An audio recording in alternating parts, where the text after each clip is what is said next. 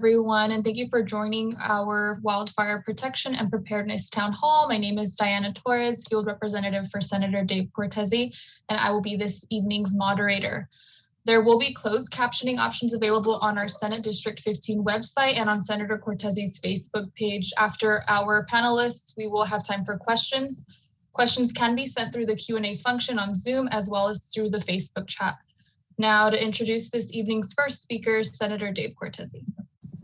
Well, thank you, Diana, for that introduction. I want to thank everyone in the audience. I see people are still filtering in. The numbers are going up, and that's good. But thank you for joining us here today. I especially want to thank our panel. We have expert speakers here, high-ranking expert speakers, in most cases, the highest-ranking fire officials in our area in Senate District 15 and so on. Like so many of you, I'm extremely grateful for the work that our firefighters continue to do and the work they did not so long ago when we had two major fires really bookending our valley, one in the Santa Cruz Mountains CZU fire and the SCU fire. In the Mount Hamilton range, of course, at that time, going all the way down to the Milpitas part of the county and all the way out to 152 Pacheco Pass was the second largest fire in the history of the state by acreage just last year. And while those two fires were going on and pretty much everyone on this panel was fighting those fires, there were about 600 other fires breaking out all over the state. So let me just kind of state a universal thank you on behalf of all of us for the work that you did, showing tremendous strength and leadership, all of you representing firefighters and those who are representing the administration here today. Among those, we have County Fire Chief Brian Glass, San Jose Fire Chief Robert Sapien Jr., and our Cal Fire Unit Chief Jake Hess. We'll also have a representative from, as I understand it, the Insurance Commissioner's office, and he will be introduced later on. This year, the legislature passed an important wildfire prevention package to prevent more wildfire disasters, including critical funds to improve forest health, vegetation management, and much, much more. This comes out to a historic state investment of over $1.5 billion in wildfire prevention and resilience, including funds to reduce wildfire threats. I recently joined County Fire Chief Brian Glass and San Jose Fire Chief Robert Sapien Jr. to announce that we secured funding for a state-of-the-art Moses unit, $2.1 million to be precise, to be delivered to the city of San Jose to help with secure communications and to effectively make sure those communications occur during a wildfire, even when cell phone towers are burning down. This is great technology. We now have multiple Moses units in Santa Clara County, and we're very grateful to my peers in the legislature, to the governor, and everyone who made that possible. So I'm going to end there and actually turn it back to you, Diana, to formally introduce our speakers and everyone that we're all going to learn from here this evening. And we're going to hear a lot about local response resources, defensible space and home hardening, evacuation coordination, emergency alerts and communication, red flag warnings, fire insurance resources, and much, much more. So back to you, Diana, and thank you for the work you're doing. Thanks a lot, Senator, for that introduction. So now it is with great pleasure that I introduce this evening's panelists, starting with the Santa Clara County Fire Department with Chief Brian Glass, Battalion Chief Mike Matheson, and Fire Captain Justin Stockman. And from the San Jose Fire Department, we also have Chief Robert Sapien Jr. Lastly, from CAL FIRE, we have Unit Chief Jake Hess and Assistant Chief Nick Ciradella. Also joining us this evening from the Insurance Commissioner's Office, we have Compliance Officer Peter Mesa.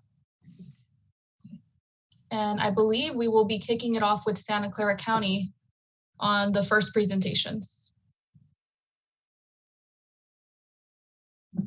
right. Good evening, everybody. My name is Brian Glass. I'm the acting fire chief of the Santa Clara County Fire Department. I want to thank Senator Cortese and his staff for planning, coordinating, and hosting this important town hall meeting. The Santa Clara County Fire Department provides all risk, all hazards emergency response and covers nearly 130 square miles of Santa Clara County.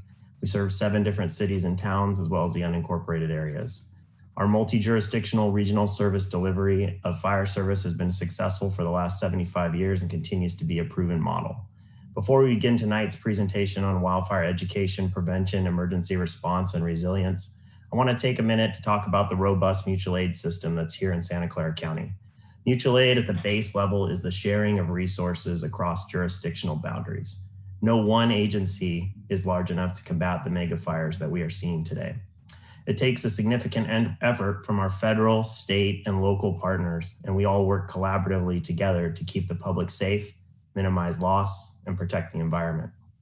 I want to assure the members of the public attending tonight that all the fire agencies in Santa Clara County participate in both local and statewide mutual aid. So no matter where you live in Santa Clara County, you can be assured that if you need the fire service, we are united in assisting you in your time of need. And with that, I'm going to turn over the presentation to Battalion Chief Mike Matheson, who oversees pre-fire management and wildfire resiliency for the Santa Clara County Fire Department. Chief. Thank you, Chief, and welcome to everybody, and thank you for having me. My name is Mike Matheson. I'm the Battalion Chief of Pre-Fire Management and Wildfire Resilience for Santa Clara County Fire. We serve Campbell, Cupertino, Los Altos Hills, Los Gatos, Montserrano, Saratoga, and the unincorporated areas of Saratoga and Lexington Basin. Our first slide that we have tonight, once it gets up there, it's going to highlight our collaborative partnerships that Chief Glass was talking about. Are you not seeing the slide, Chief? Yeah, the slides aren't sharing. Stand by. Well, while we're waiting for that, I just wanted to highlight that our wildfire risk countywide continues to increase as we see longer seasons. Hotter temperatures, drier winds, less overnight moisture recoveries, and mutual cooperation, not just between agencies, but also between disciplines is essential to providing the best possible service to the county. We work closely with our land management agencies, our law enforcement partners to collaboratively come together and mitigate the different disciplines within the emergencies that may happen within the county as it relates to wildfire emergencies. And the Santa Clara County Fire Department remains committed to mutual cooperation countywide and enjoys a collaborative relationship with public safety and other government organizations.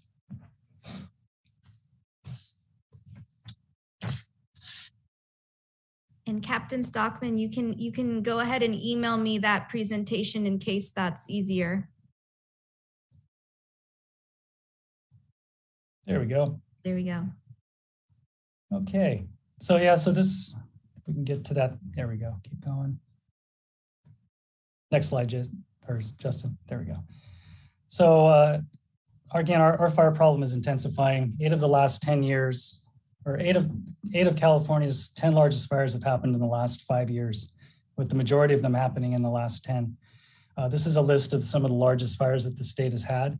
You'll see the SCU Lightning Complex is up there. It's 396,624 acres with 222 structures lost. That all didn't burn within the whole county of Santa Clara. A lot of it touched other counties surrounding it, but a large majority of it was in our unincorporated areas of our county. 3 of the last 4 years in California, we've experienced the worst fire season in the state's history, with the number 1 season being 2020. And in 2020, the state burned 4 million acres and 31 people's lives were lost in the various fires throughout the state.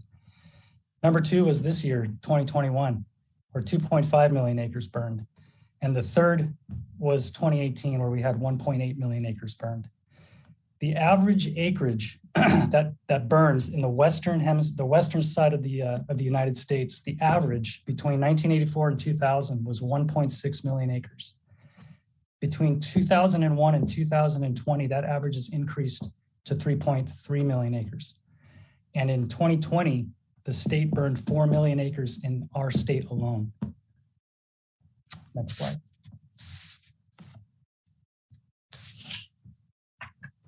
So that demonstrates a wildfire history map here for the county. They've been keeping records since the 30s, I believe. And each time you have a fire, you tend to, we want to map it, because a lot of times when you have a fire in the same geographical area or in the same footprint, it tends to burn in the same direction with the same topography, and are very beneficial, especially to fire managers who are looking for ways to contain these fires. Where did it stop last time? How did it burn the last time? The CZU and the SCU lightning complexes illustrate a new reality for fire in the Bay Area.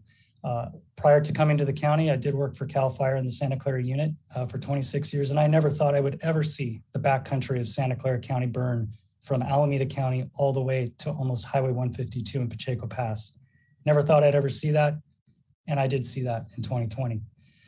What might not be apparent from this map is that most of the significant fire history in the county has occurred since 2000, in the last 21 years. And the expectation is for fire ignitions to grow and growth rates to increase, continually increase. Next slide, please.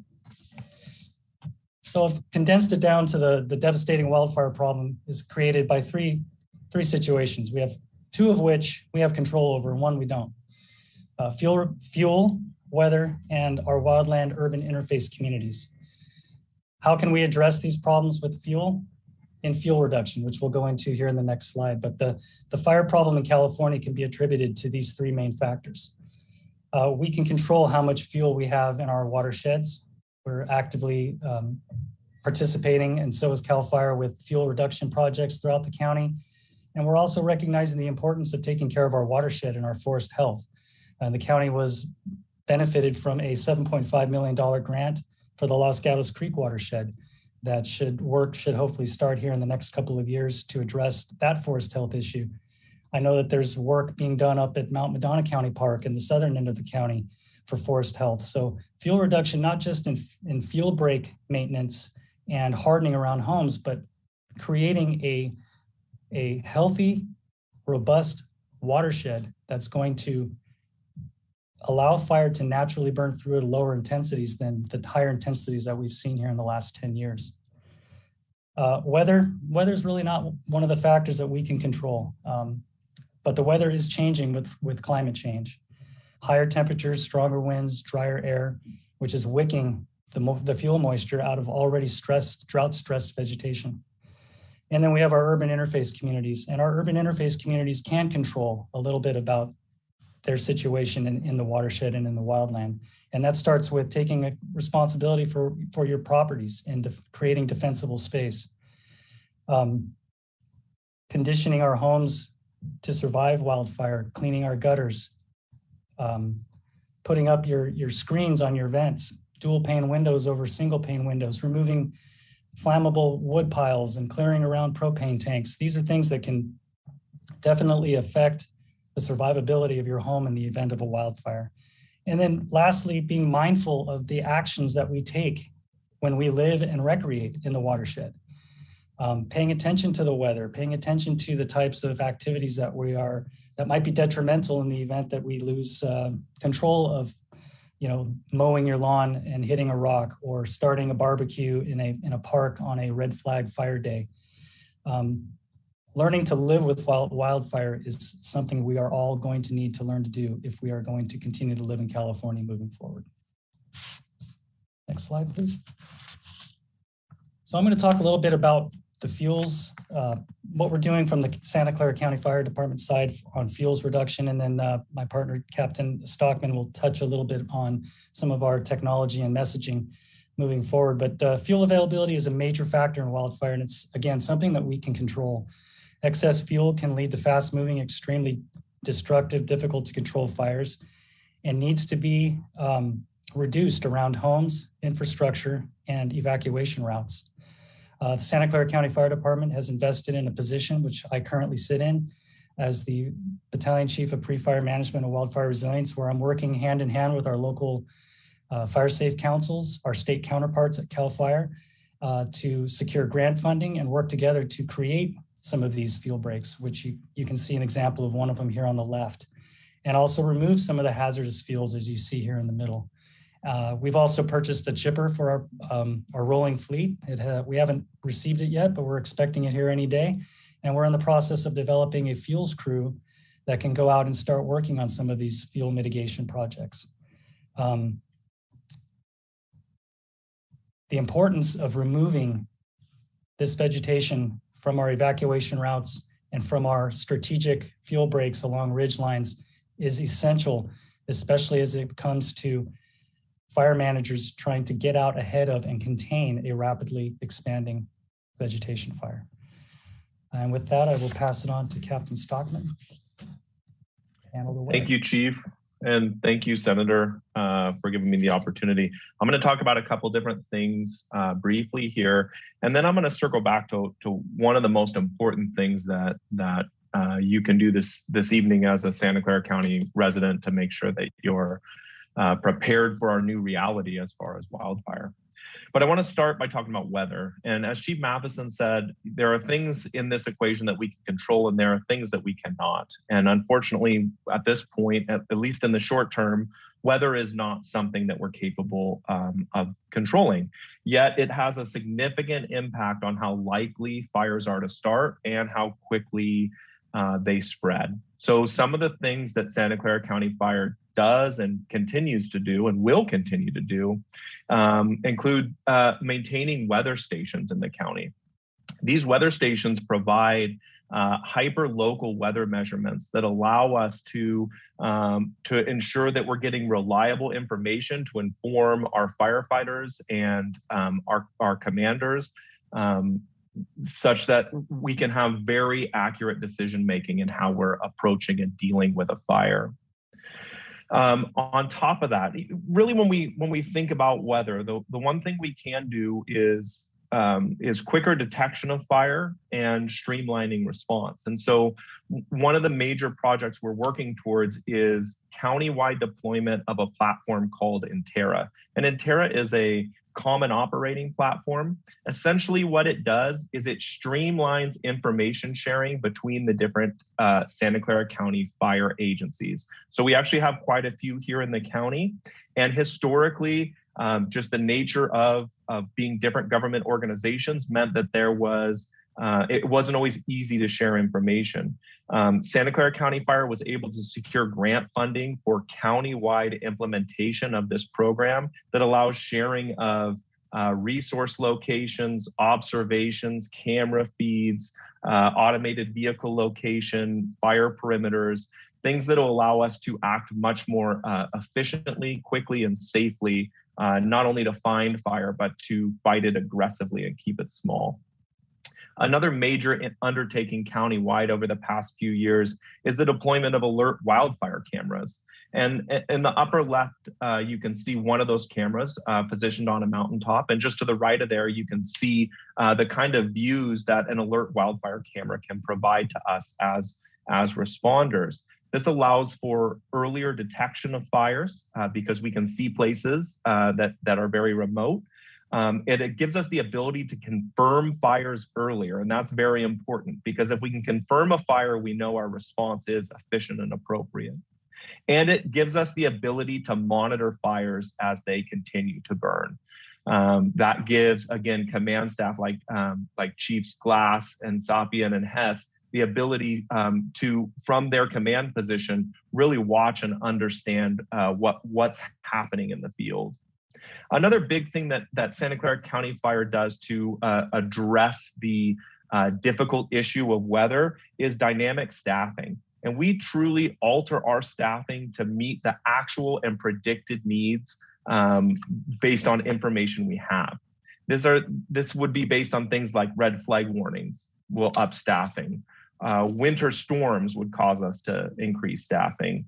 Really anything that runs the risk of increasing call volume.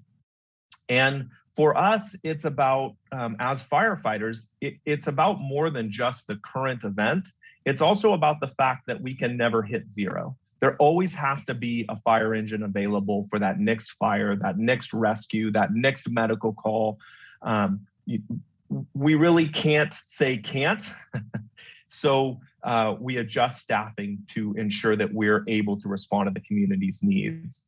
The final thing I want to talk about as far as how we're addressing changes in weather, and again, the difficult nature of it, is the way that we're prioritizing capital investment. We prioritize these investments to best serve the community based on the uncertain future that we all face together. This includes the purchase of forest fire engines, the purchase of water tenders, which are fire trucks that carry large quantities of water. Chief Matheson already spoke to the purchase of a chipper. Also, we're really prioritizing the purchasing of redundant communication. And Senator Cortese has been a tremendous advocate for that and already spoke to it. This includes things like the 3 Moses units that are going to be available within Santa Clara County for redundant communications, things like satellite phones, and then mobile radio repeaters, so we can ensure we always communicate. And the final thing is, Santa Clara County Fire is in the middle of a rebuild of 2 fire stations. And in both of those cases, we're thinking very much towards the future, and again, very much towards that uncertainty, and ensuring that we're prepared with whatever may come next. I do want to speak to our WUI communities, and WUI is an abbreviation for Wildland Urban Interface Communities. Really, our best way to address these issues is through planning and education. The reality is that communities that interface between development and nature continue to grow. People are moving out into these areas, they're enjoying them, but these communities need to be ready for the realities of wildfire. And Santa Clara County Fire and the rest of the county fire agencies are working hard to address this. One thing we're actively working on now is the deployment of a tool called Zone Haven. Zone Haven essentially simplifies the evacuation process, both from the responder viewpoint and also from the community member viewpoint. Santa Clara County Fire, similar to Intera, has secured countywide grant funding that should be coming through very soon that will allow Zone Haven to be rolled out across Santa Clara County. Santa Clara County Fire does have Zone Haven active in its jurisdictions, and we are hosting monthly webinars, and you can go to our website to find more information on that if you'd like to better understand Zone Haven. I really encourage you to.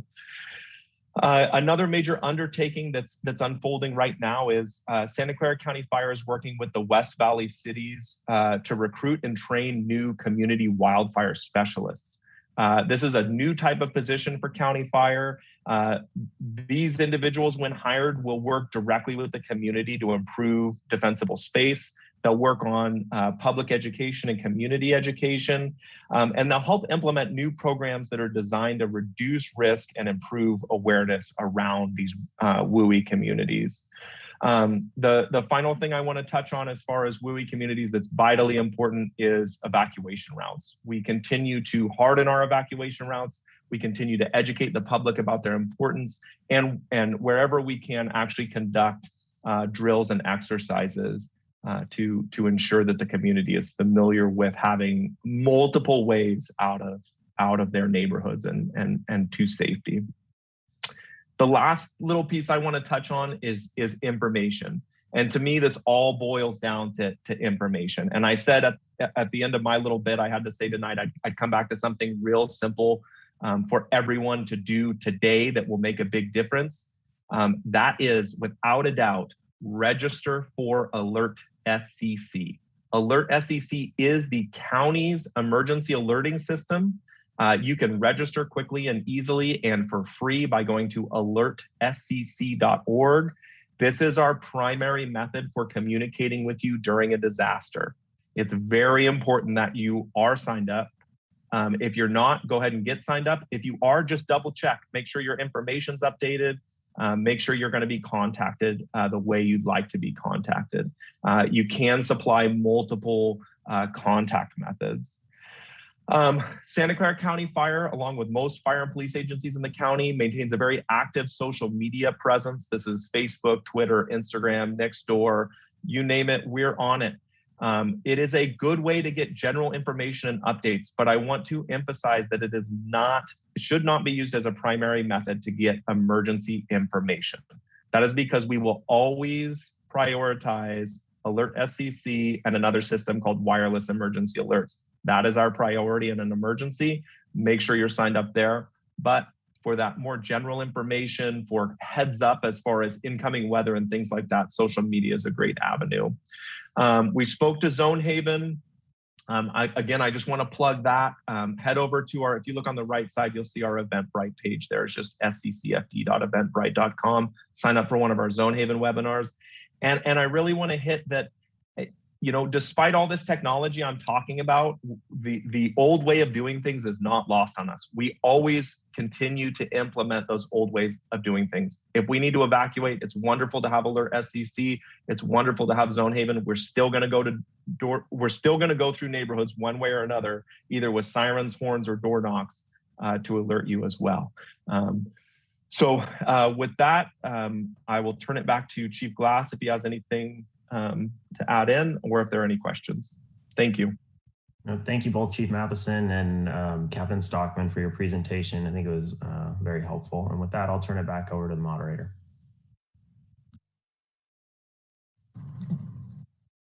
All right. Thank you, Chief Glass, Chief Matheson, and Captain Stockman for that informative presentation. We really appreciate you all being here this evening. So now I will be turning it over to our San Jose Fire Department. We have Chief Robert Sapien Jr.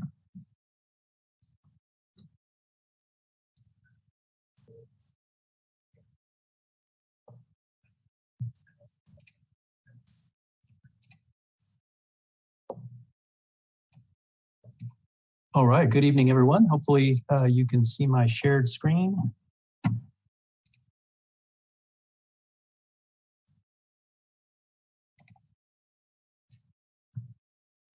All right, so thank you, Senator Cortese, and your staff for putting on this event. My name is Robert Sapien. I am the fire chief here in the San Jose Fire Department.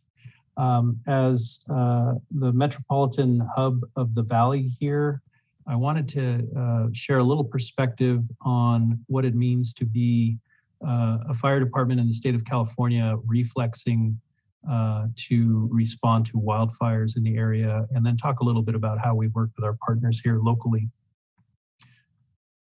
Little background about our city. So we are 180 square miles, just a bit above that in terms of service area coverage. We serve a population of over 1 million. We have major target hazards within the city, including a major university, 4 major hospitals, super regional malls, very large occupancies by way of our sports venues and others, including the SAP Center, PayPal Park, and a couple of others. We have major transportation thoroughfares that move through our city. We have an international airport, we have rail, light rail, and major highways, of course. And then we also serve as part of our local response area, about 26.81 square miles under contract with Santa Clara County. And I'll tell you a little bit more about that in just a moment. Our city service is divided into 5 battalions.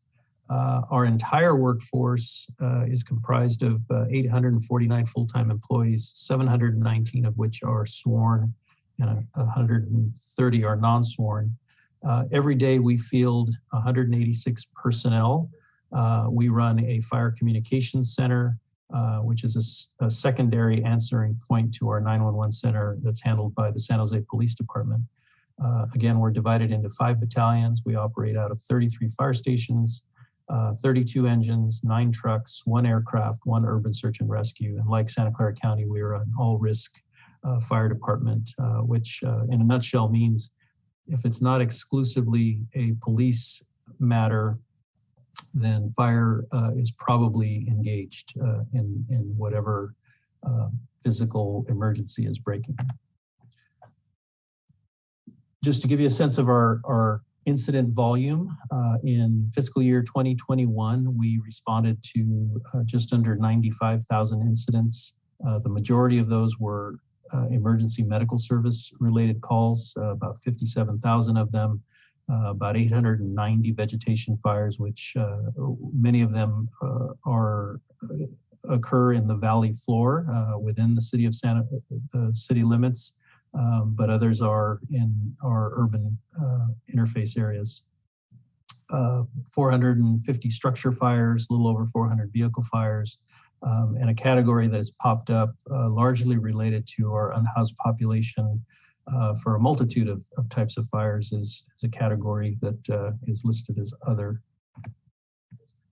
This is a look at how we engage our partners as we move into our urban interface areas and our rural areas. We're basically split into two areas, local response area and state responsibility area, which I'm sure Chief Hess will touch on in a bit. And then to kind of define how we respond to areas, we define areas as mutual threat zones. We have some areas where we have a dual response by two separate agencies. And then again, we do respond to those areas you see in purple, which are county pockets within the valley floor. We do participate in the process that Chief Glass talked about, which is our statewide mutual aid system. Our county serves as our op area coordinator, and we are one member agency within that system. San Jose, for mutual aid, we provide one full 5-engine strike team, which you see right there in those two photos. And we provide additional type 1 engines as they are available.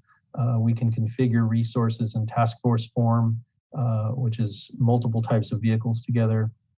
And we have multiple people qualified to be deployed as single resources to provide assistance in multiple ways that incidents require.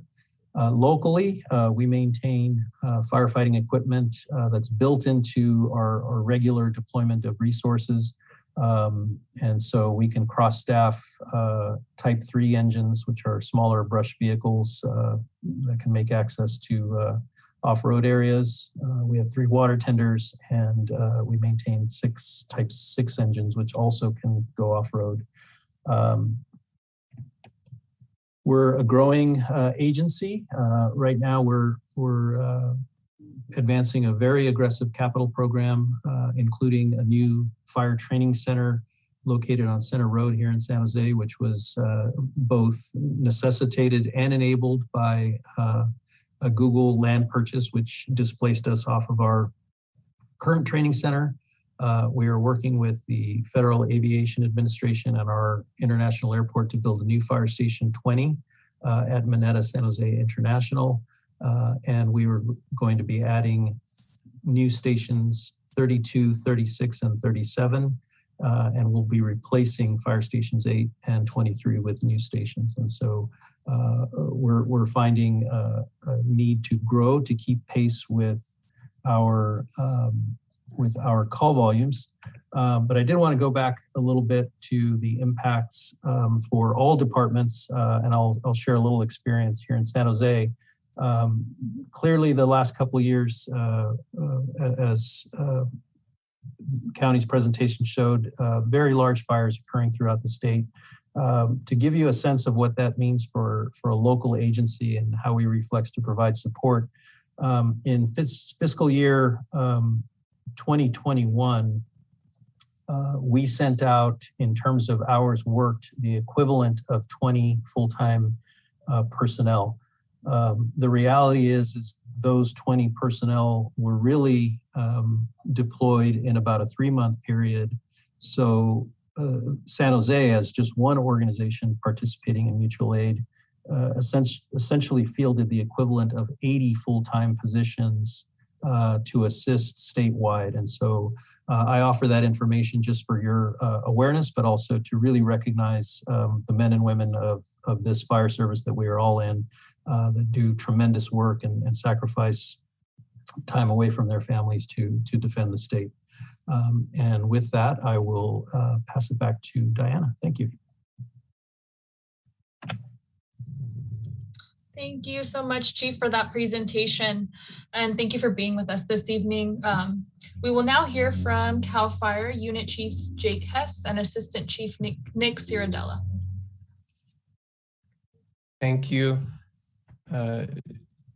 let's see, Chief Ciardella is going to drive for me here, and we will kind of pass this back and forth. So I'd like to introduce myself. I'm Jake Hess, and I'm the unit chief for the CAL FIRE Santa Clara unit, which encompasses 5 counties of state responsibility, operations, and administration. And so that's Santa Clara County, Alameda County, Contra Costa, and the western portions of Stanislaus and San Joaquin counties. I'm also the Morgan Hill City Fire Chief and the South County Fire Protection District Fire Chief under a cooperative fire protection agreement.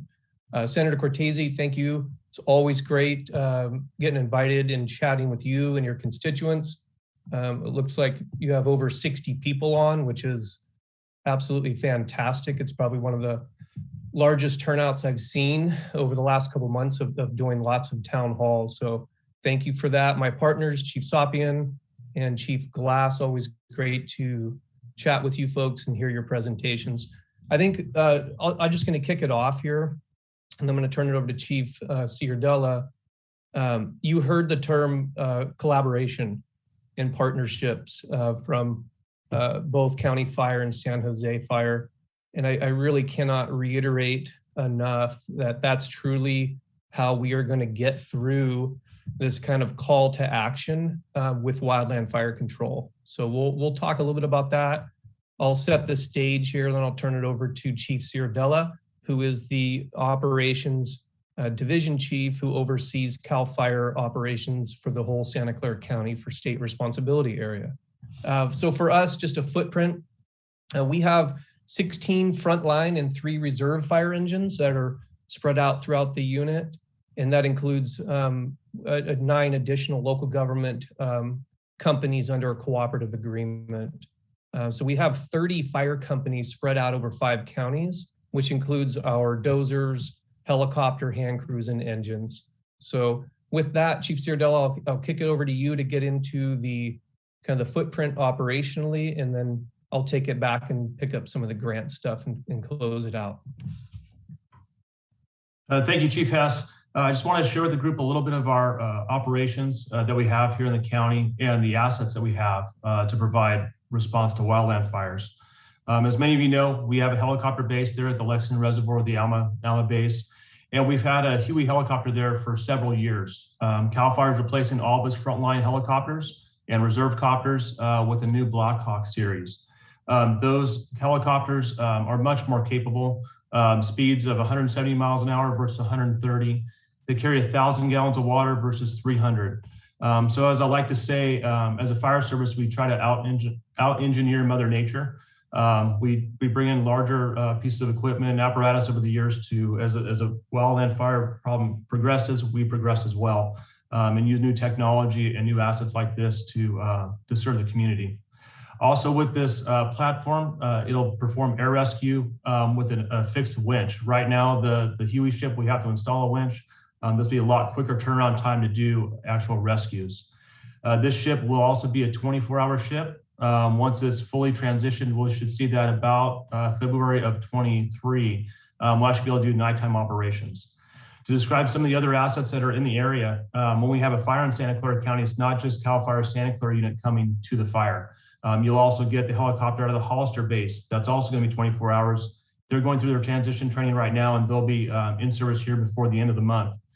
From our east, out of Sonora, there's a helicopter, and from the north, out of Sonoma Lake Napa unit, there's another helicopter coming. So we can have a lot of aerial assets very, very quickly here in Santa Clara County. For the fixed wing, for the air tankers we see that drop the road retardant, they're coming out of the Hollister Air Base, which is just south there of Morgan Hill. We get a pretty good response from aircraft to all local agencies and to the state areas that are here. There are larger aircraft for the bigger campaign fires, and most of those come out of Sacramento. But we will use those here locally on extended attack fires. Those will come out as well. Hand crews. We've seen a decline in the Department of Rehabilitation crews. So through a cooperative agreement with the National Guard, the unit here acquired 2 hand crews that are working out of the National Guard Armory in San Jose. And what that's comprised of is a CAL FIRE leadership team, along with a leadership team from the Guard and soldiers that come and act as hand crews for the department.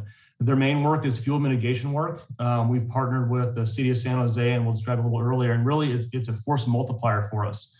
We can go in and help cities, help other fire agencies to really bolster their ability to do this fuel mitigation work, that really hard handwork that needs to be done with these folks. Some of the projects we've worked on is Grant Ranch.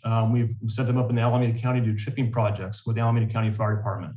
But they also do respond to fires as well.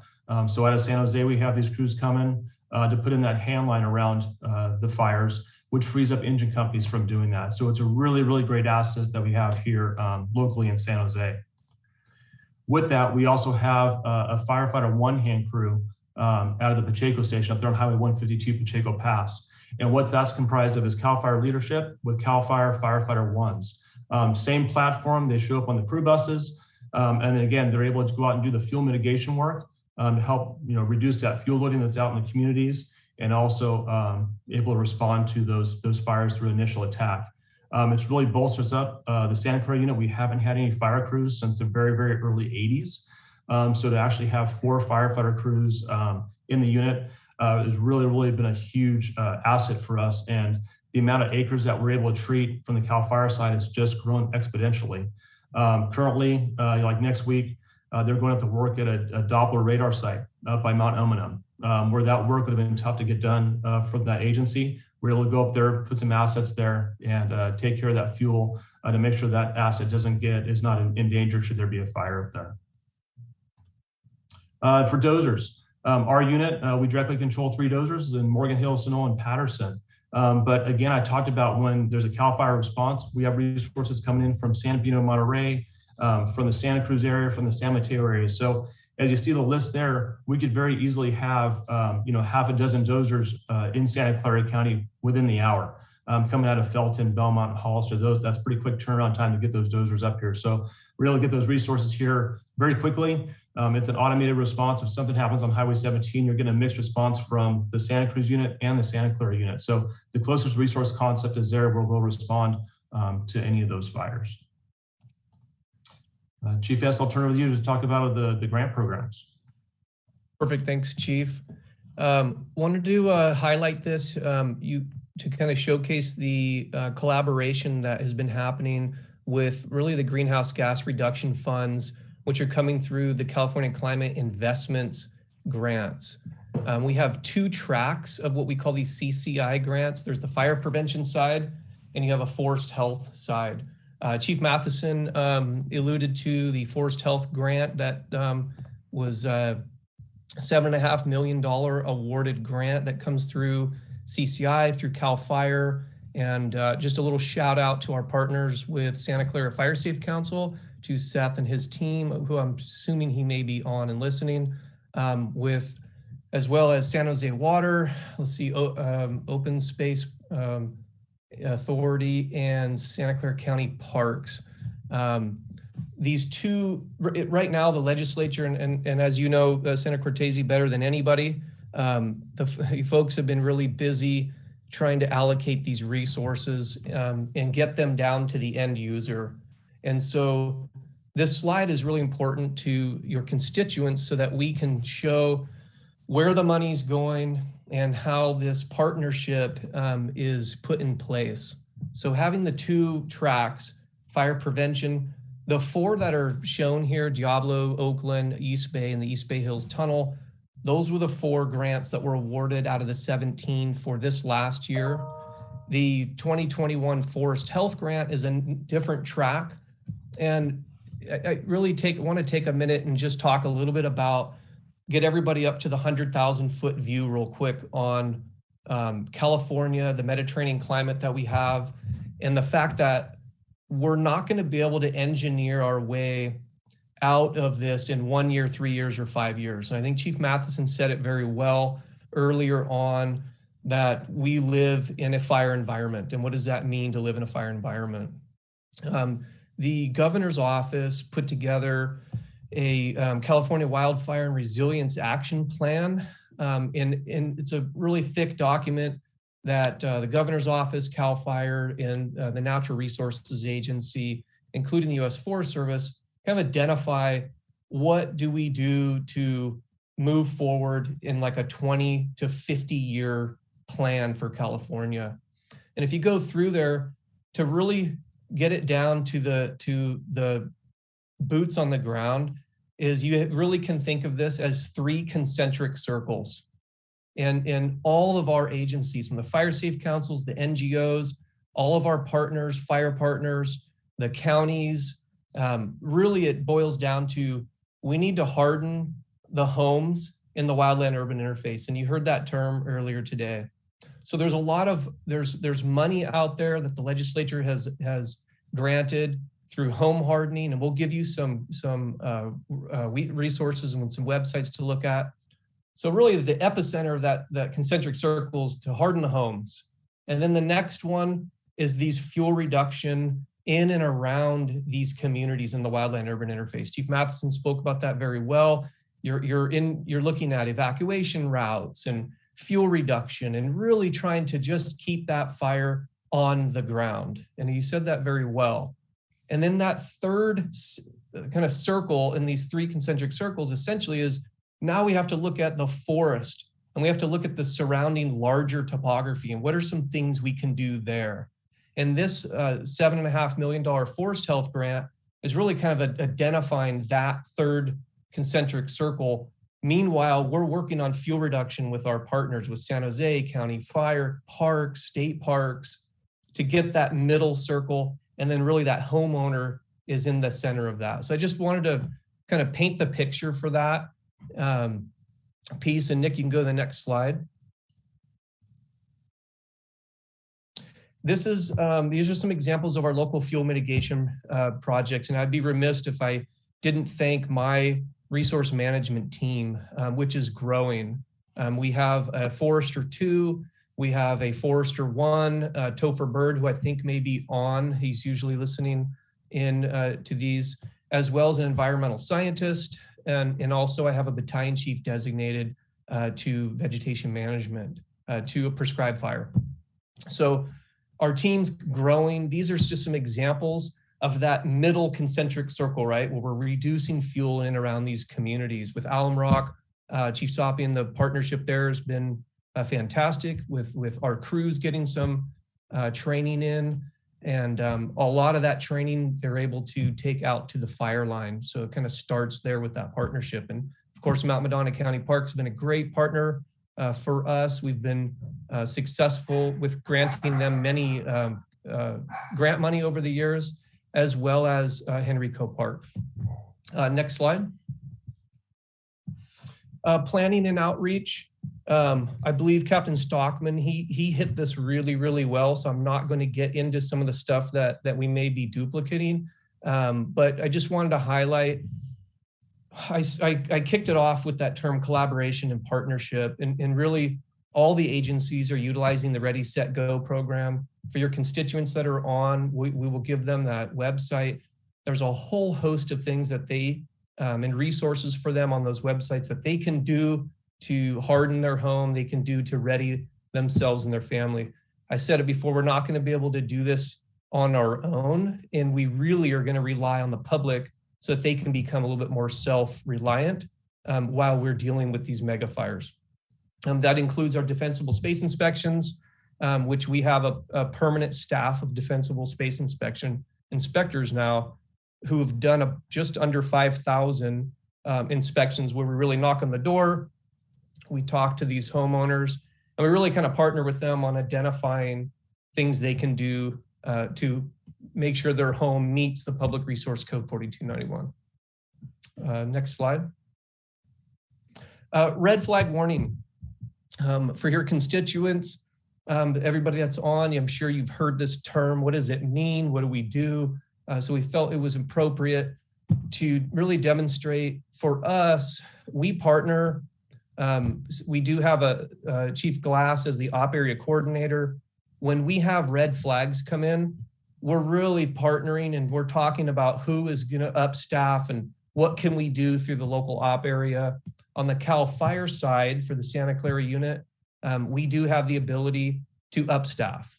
And I have to just be absolutely honest, we have no room for error with our current fire environment. And as the agency administrator of the SCU Lightning Complex, as well as the agency administrator of the Caldor Fire, where I spent 3 weeks in the Tahoe Basin, really just observing there is the decadent fuel that is so receptive. There's no room for error right now. And so we're having to spend money and up staff and really put ourselves in a position where we're one step ahead of that next fire start. And you'll hear people say it's not necessarily the fire you are fighting, which is the problem. It's the next fire that you're going to have because resources are now stripped. And we saw that classic example with the CZU Lightning Complex and the SCU Lightning Complex. So we're able to upstaff aircraft. We hire private water dropping helicopters. We bring in and upstaff CAL FIRE reserve engines, and we pre-position CAL FIRE engines as well as overhead. So we bring in our law enforcement officers who unfortunately this year has had a record-setting arrest of arsonists throughout the state, throughout the region, and throughout the unit of Santa Clara. Next slide. This is the Ready for Wildfire. It may have been shared before, but I really, really want to ensure the constituents go to readyforwildfire.org.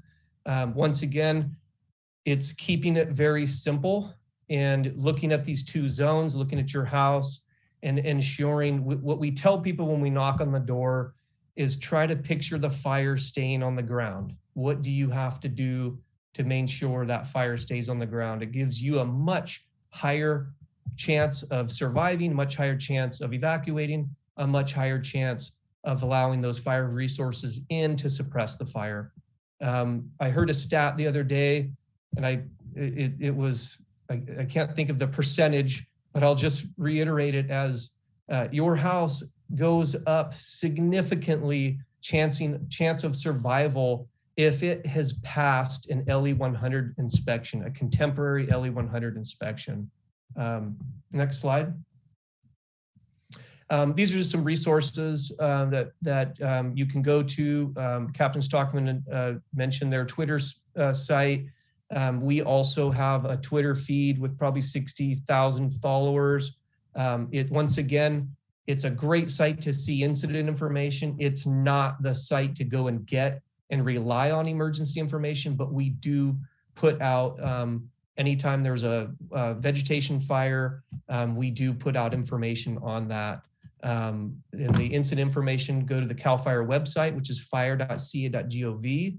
And on that site, you can actually register your phone to receive updates when and where there are new CAL FIRE starts throughout the state. We have people that travel throughout, maybe on vacation or through the summer, and there's an opportunity for you to actually receive texts where there are going incidents. And then we have our QR code there that just directs you straight to our Twitter feed. And then the last slide, I believe, it's showing that we have no room for error for new fire starts. The SCU Lightning Complex, unfortunately, is now the 4th largest fire in California's history because seems like every summer we're having a new destructive mega fire that's outpacing the next one. So in closing, I want to go back to just the 3 concentric circle concept and really reiterate the partnerships, because there's money coming out of Sacramento. There's multiple sources for that. We have Department of Conservation, the Coastal Conservancy. We're working with them through regional prioritization plans, community wildfire protection plans, and then the CAL FIRE unit fire plans. So we really truly have these kind of parent documents that are guiding us, and then we're utilizing those to get that down to boots on the ground and get to the end user, which ultimately the end user being you, the public. We have 61 of them on tonight. Our goal collectively, all the panelists, are to provide and safeguard you and utilize these resources appropriately. So you're going to see a lot of overlap and collaboration with us, particularly with these grants that we're allocating. So with that, I really appreciate the opportunity this evening to chat with everybody. And if there's any questions, I'm sure the panel will be happy to answer those. All right, thank you so much, CAL FIRE, for being here tonight and presenting. We will now be moving on to the Insurance Commissioner's Office. We have Compliance Officer Peter Mesa. Thank you so much. I appreciate the opportunity to be here. Appreciate the Senator's staff. I'm going to be very brief. I'm going to try to get through these slides, make sure that I can inform you. I'm going to, if there's questions, I'll be more than happy to get a little deeper into it. But otherwise, I'm going to be very brief. There's about 1,400 employees at the Department of Insurance, and we're there to protect consumers when it comes to matters with auto homeowners. And of course, we're here dealing with homeowners. So we're happy to help you. My number is going to be on the bottom there, our 800 number, and also our website. There's a lot of resources there. So let me just talk a little bit about the Insurance Commissioner's role. He's there to protect consumers. We're consumer friendly. We kind of lean in helping consumers. I was in the industry for over 13 years. I was an insurance adjuster for AAA. I was an agent with Farmers Insurance, and then I came to the other side. I came to work for the Department of Insurance, and we are here to protect consumers. His role is to maintain insurers' insolvency, making sure that their insurance companies are financially stable, even with all the fires that have been going on. Since the Tug fire started, I think there's just been just year-round fires, it seems like, and we've been pretty much involved very intricately in the whole process of dealing with claims and what have you. So the commissioner's role is also to enforce the insurance laws of California. I'm going to touch a little bit on this because I think it's important. I'll just briefly mention, this is a typical HO3 policy. It's, there's different policies. There's HO1 all the way through 8. And but the HO3 is a pretty common one that folks have, and these are the coverages that you will have in your policy. What I want to say about this is just I encourage you to get the deck sheet. It's called the declaration sheet, and it's probably the first page, if not the second page.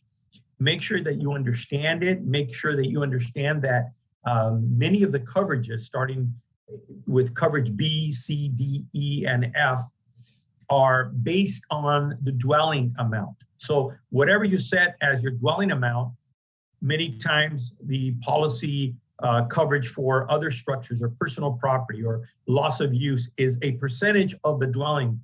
So I encourage you to make sure you take a look at that, understand what it is that you have, and so forth. If you have questions, I'll be more than happy to get into a little deeper afterwards. Are you underinsured? We still hear this a lot. Conduct an annual checkup. Insurance agents in the past, back in 2003, when I was dealing with some of these fires as an auditor with the department when I first started, we were seeing a lot of folks that were not telling the insurance company that they had added additional footage to their home. And there would be a fire, then the insurance company or the adjuster would come in and realize there had been some additional square footage. That is not going to be covered because they never paid for the premium for that additional square footage. So remember that rebuilding cost is not the home selling price, okay? So a lot of folks say, hey, I have $1 million home, so it's going to be $1 million to replace it. It's not necessarily true. It's the cost to rebuild the home, because if you build that home, you build that same home in another state like Arkansas. I'll just use Arkansas. That home the value of it may be substantially less, might be worth $250,000. But yet here in California, Northern California, it's going to be $1 million or more, no problem. So you're dealing with the land. The land is not going to be destroyed. So remember, rebuilding is not the cost, the actual selling price. Actual cash value versus replacement cost. Remember, actual cash value is they will take a depreciation. So if there's some personal things you have, like a television, then they will depreciate because, this is a 5-year-old television.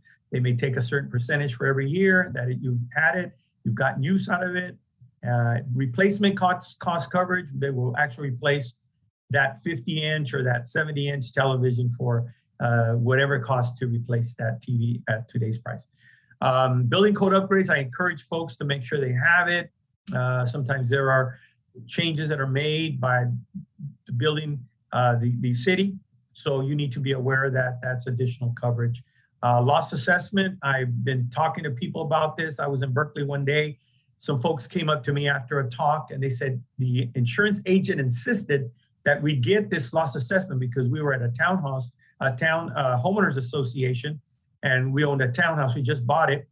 And 6 months later, they had an assessment because the insurance company only paid so much for the different common areas that they were required to from the homeowners association. And then they turned to the homeowners and they said, now you got to pay the difference because there's a shortage. And they were, I think it was something like 15,000, some crazy number that they were charging every homeowner. It was some crazy thing that had happened. And the homeowner said, I mean, we would have never had it, but our neighbors are scrambling.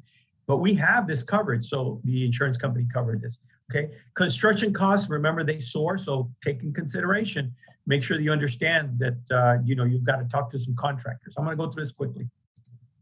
Property rate regulation governed by law. Rates cannot be excessive or inadequate. In other words, when I say it's governed by law, the insurance commissioner can't just make up laws as he goes along. He's got to make sure he involves like the senator and the legislature and so forth. So make sure that it is passed so that it remains, it sticks when he does something. So rates cannot be excessive or inadequate.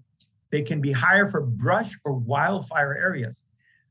Insurers can generally choose where they want to write. These are all I know. I'm getting on some bad news here, but I'm trying to I want to give you the truth and the everything. I want to make sure I present it to you so that you understand. Insurers must maintain eligibility guidelines, specific and substantially related to loss exposure. Okay, they must be specific and substantially related to exposure. Non-renewal. It used to be that you had only 45 days for years and years. It was only 45 days. You got a non-renewal. You had to have insurance, basically your insurance would end in 45 days. Now we've extended. We understand 75 days is still not sufficient, but at least it's better than 45 days. So it helps you look around and see what other options you have. You have a question about that? Call us. If you get non-renewed, call the Department of Insurance. The number again is on the bottom there. Call your current insurance company. Call your agent. Talk to your insurance agent. I was in Santa Cruz giving in the mountains there, giving a talk right before the pandemic. And there was a gentleman that was in the front there, and he said that his insurance company had canceled him. And he said that he went back to the insurance agent and said, what can I do? And the agent told him, this is what you need to do. And he went and did it. And the insurance company said, okay, you can keep going. He did that 5 times. And to that day, and it had been a substantial amount of time, he was still insured. So, I mean, try it, that may be something, an option. Call your broker, widen your search. Sometimes insurance agents are saturated in an area of the market, so they don't they can't sell any more policies in that area. Check with the non-admitted market and non-admitted carriers. Surplus line also market, or go to the FAIR plan. The FAIR plan is a place of last resort. Keeping your coverage. Insurance companies can non-renew for almost any reason that is risk related. Claim history, so they can see the claim history. They can use that to non-renew. Things under your control, conditions of the property. A lot what our fire staff was talking about today, our fire professionals. Conditions of property, roof, plumbing, etc. Brush on your property, leaves and gutters. Flammable items stored on the property. Now, things you cannot control. These are things you cannot control. You can't control the location of your home. If it's near brush or forest, I mean, you're there already. So, I mean, the only thing I guess you could do is move, but that's your place. You invested, so you really can't control that. Uncleared brush on your neighbor's property. You can call, to get some help from the city, and I'm sure local fire departments and county departments might be able to, do some help you, but ultimately what I've seen is that there's not a whole lot that could be done with it. But I mean, every city and every county is different. So, we will need to speak to the experts a little more about that. Your wild risk score, that's something you have no control over. Okay. And I'm going to talk a little bit more about it in a minute. I'll show you in a minute how that works. Let me talk about the California FAIR Plan. It's an insurer of last resort. It's a fire insurance policy for high risk properties. It has coverage, but it's got some limitations. It's a named peril policy for fire, lightning, internal explosion. smoke only. It doesn't provide for the liability and the other stuff like additional living expenses and personal property and so forth. So currently you need a differences in condition policy. That's what we call the wraparound policy. You actually have two policies, the California Fair Plan and a differences in conditions to make it one whole policy as like an HO3 policy. Temporary safety net, try to get back into the standard market as soon as you can, if you're in there for a while, but try to find a way to get out. Hopefully coming soon, the Fair Plan will be a comprehensive policy. We're in litigation. I won't say any more about that at this point, but we're trying to get the Fair Plan to be a full comprehensive policy. CDI, we've increased consumer protections, mandatory 1-year moratorium, declared after disaster. And when the governor has declared a disaster, the commissioner can come in and put a moratorium, keep insurance companies from canceling policies for a year.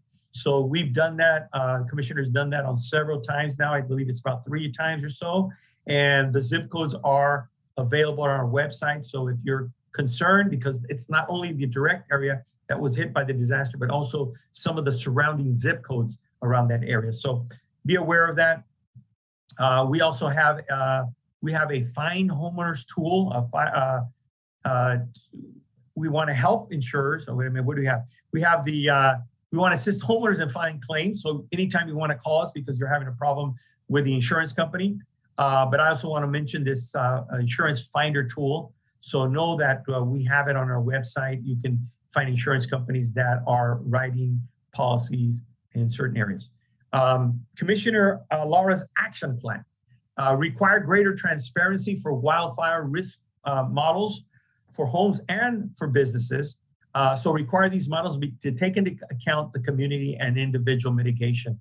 So it used to be in the past, you look at one home, insurance companies, they say, okay, this is the situation. One house was insurable, the house next to it was not insurable, and the conditions almost seem identical. So now we're looking at trying to get insurance companies to really look at the mitigation that's been done by these homeowners, not only individual, but as a community, the entire community. And require these models to be open for the public so they can review it. Wouldn't that be awesome? We could know what is behind those models. I know right now they're saying it's proprietary information. You can't share that, trade secrets, and on, but we would love to get a better look at what and why they are non-renewing and scoring these things so high. Allow consumers to appeal their risk scores. Wouldn't that be amazing? You get a risk score and then you could appeal it. And especially if you believe it's based on wrong information. Give consumers time to address mitigation issues to lower their risk scores, okay? Insurance fraud, watch out for scammers after a disaster. It's very common that they come out, they start moving from other states, they come in and they try to, set up shop. They get little post boxes in the area and they say they're from the local area, but yet they're from a completely different state. We have a Don't Get Scammed informational guide, property claims informational guide. Please report any fraud.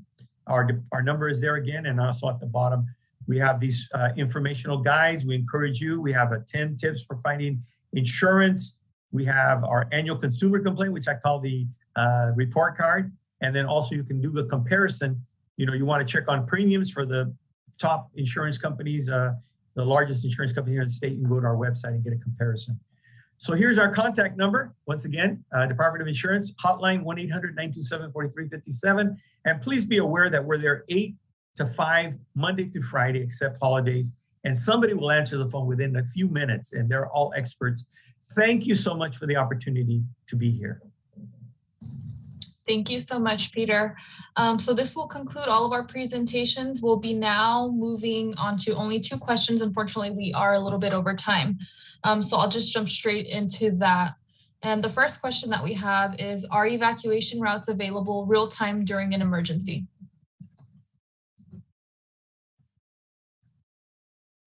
I can answer that one, yes. So for parts of the county, that is correct.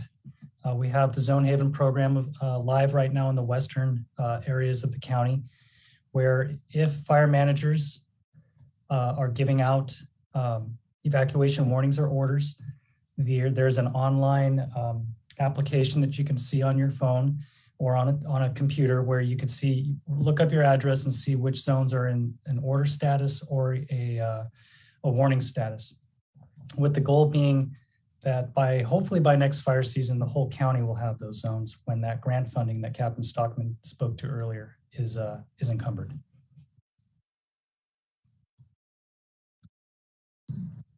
Thank you so much. And the second question that we have is, could you say a bit about preparation of homes in suburban areas where houses are so close together that fire hardening seems impossible? I guess I can answer that one too, since we cover some suburban areas. I would argue that they are still hardened. You can still harden your home. I do understand that having a house right next to you is, if it was on fire, chances are your house was going to be exposed to a large amount of heat and radiant ember cast. But there are things that you can still do. You have trees in your yard, you limb them up and you limb them away from your house. If you have single pane windows, you replace them with double pane windows. You can cover your vents with the mesh. There's recommended NFPA standard mesh that you can put on your attic vents to keep embers from getting inside your house. You can pull anything flammable that you may have stacked against your house, wood piles, scrap wood, decaying, anything that's flammable can be moved away. So even in a suburban environment, you do have the ability to harden your home, cleaning your gutters, making sure your roof is clear of any vegetation. Anything that's going to catch an ember that potentially could catch fire is something that can be addressed even if you're in a suburban environment. And I don't know if anybody else would like to tap onto that. This is Jake, and I wanted to just go back to the first question, Diana, if that's okay, and just add. So we can do a 4-hour presentation on evacuations alone, in as all of our agencies. But I just wanted to, evacuations can be very confusing, and there's some misnomers associated with it. And so for the public standpoint, evacuations in law is a law enforcement craft. And so it actually falls under the law enforcement folks to execute evacuations. So in law, it lives with law enforcement. That's all done under advisement of the fire service. So when we get into a unified command scenario, like the SU Lightning Complex, CZU Lightning Complex, Dixie Fire, Caldor, pick one, we have law enforcement liaisons and law enforcement liaison officers who are there coordinating the entire evacuation piece. And so there are fires where we have 5 counties involved, 6 counties involved, or 2 counties, multiple fire and law enforcement jurisdictions. And so it's important for the public to understand that the actual evacuation piece legally falls under the law enforcement. But we don't just, plop it on their lap. We do this in a coordinated effort under advisement of the fire service incident commander, who's giving the good information, the good intel to have them go out and execute the evacuation order. So I'd be remiss if we didn't include our LE partners. Thank you.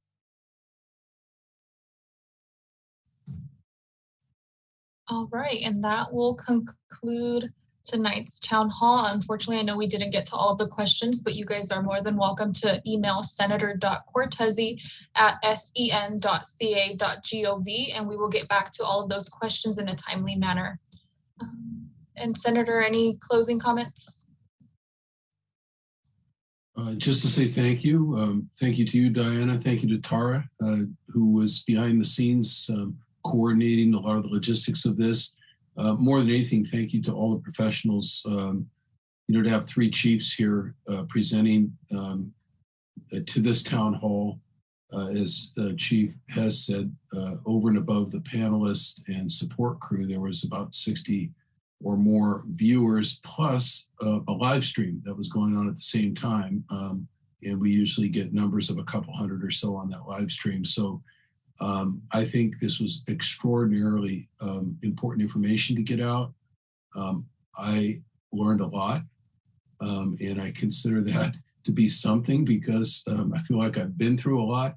But I think this is important to so many people, especially in our valley that is, surrounded by these WUI areas that when the SCU and CZU fires were going on, and I was a county supervisor at the time, I knew firsthand, dealing with our fire agencies, that based on the meteorology, some of the things that were talked about tonight, had the wind shifted just one time, the devastation could have been a lot worse. The evacuations would have been exceedingly worse than they were.